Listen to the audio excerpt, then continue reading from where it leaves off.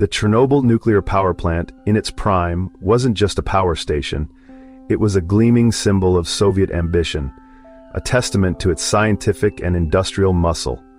You could practically hear the communist anthem playing in the background as this marvel of engineering hummed along. At its heart were the RBMK-1000 reactors, a unique Soviet design that, for better or worse, allowed for on-load refueling, a bit like changing a car's tires while driving down the highway, if the car was also generating enough electricity to power a small nation.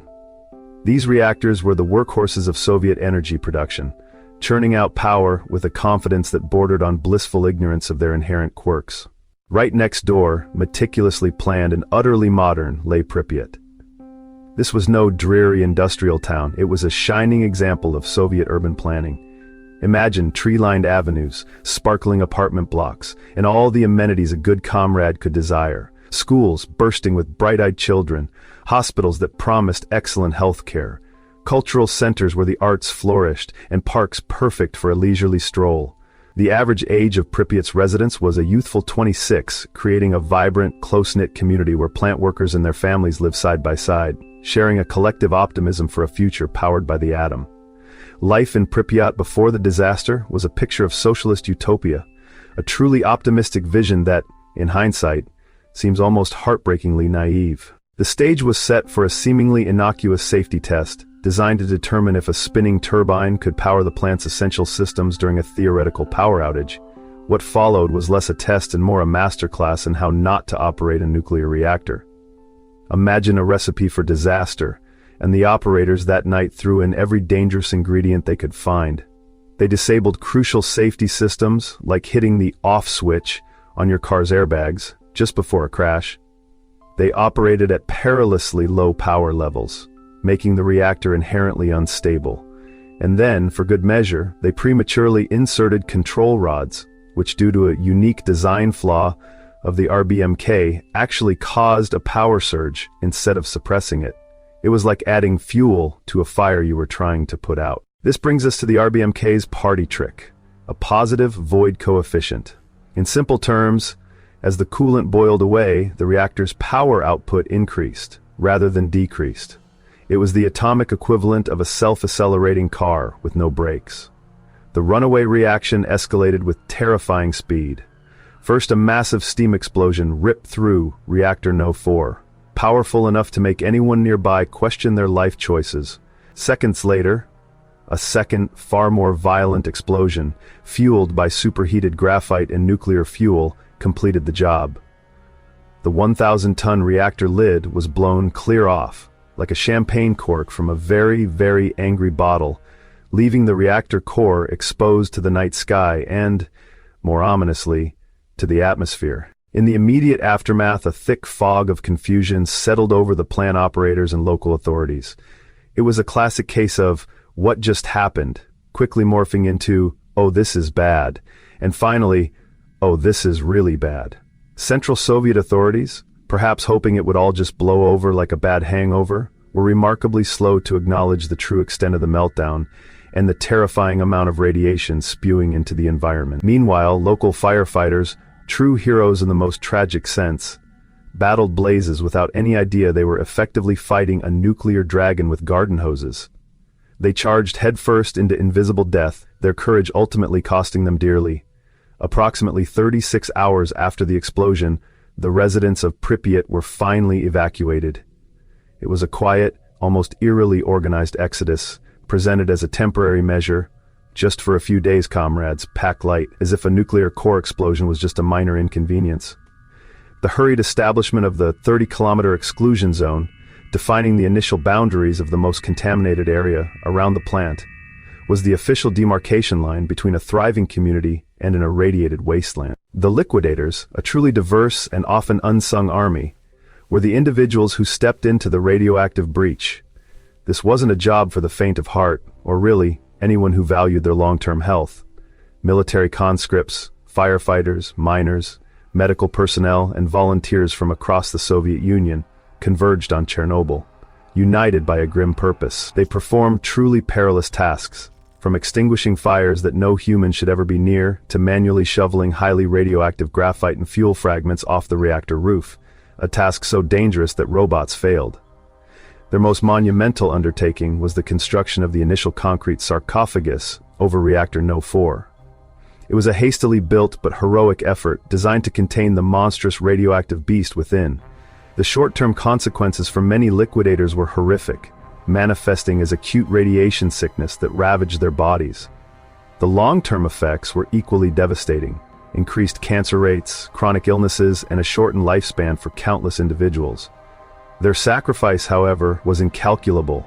They were the human shield that prevented a wider, even more catastrophic spread of radiation across Europe. Step into Pripyat today and you're met with a haunting stillness. A city frozen in time, yet slowly succumbing to the relentless march of decay. Personal belongings, toys, and books lie scattered, as if their owners simply vanished mid-sentence.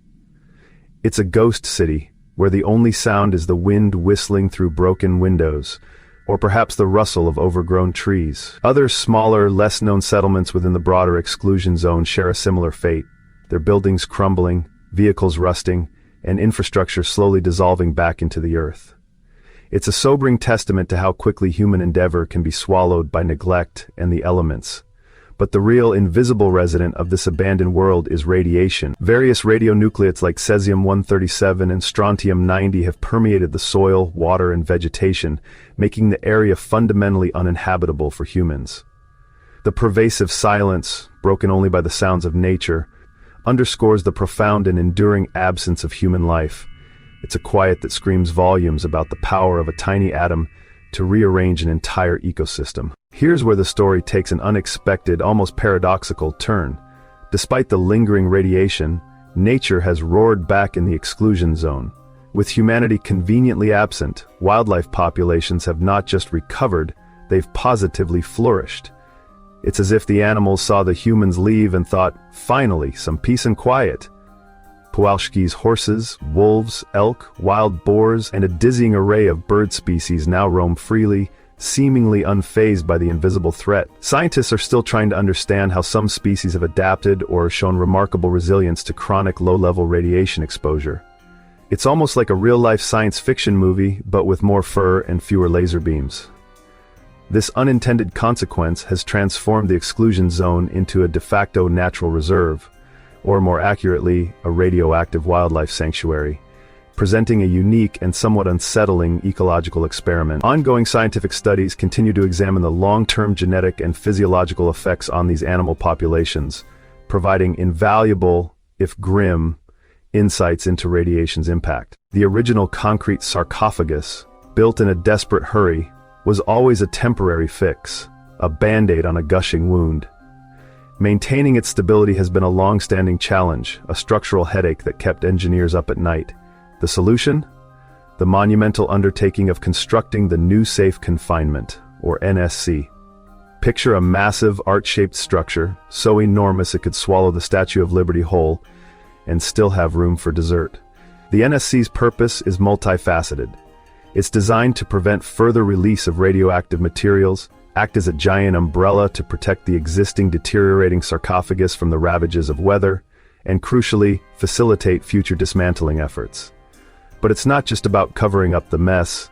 The long-term plans for decommissioning the entire Chernobyl site are staggeringly complex, involving fuel removal, waste management, and decades of meticulous work. These massive engineering and environmental projects are not just a Ukrainian effort. They involve significant international cooperation and funding, a global acknowledgement of a shared problem. The echoes of Chernobyl reverberate far beyond the exclusion zone. Its profound global impact fundamentally reshaped nuclear energy safety protocols, design standards, and international regulations. It was the world's most expensive and tragic lesson in nuclear physics. The unprecedented scale of the disaster prompted extensive scientific study into the effects of radiation on human health, ecosystems, and environmental contamination, studies that are still ongoing. Chernobyl stands as a stark, if somewhat glowing, reminder of the potential consequences of technological accidents and the paramount importance of stringent safety measures. But amid the tragedy, there's also a testament to human resilience, the often unsung sacrifice of ordinary individuals, and a remarkable capacity for international collaboration in the face of immense challenges. The story of Chernobyl continues to fuel debates and provide invaluable lessons regarding energy choices, environmental protection, and the ever-present need for disaster preparedness. What will be the next major lesson we learn the hard way? If you enjoyed this video, be sure to like, comment, and subscribe for more content like this. It's London Lee.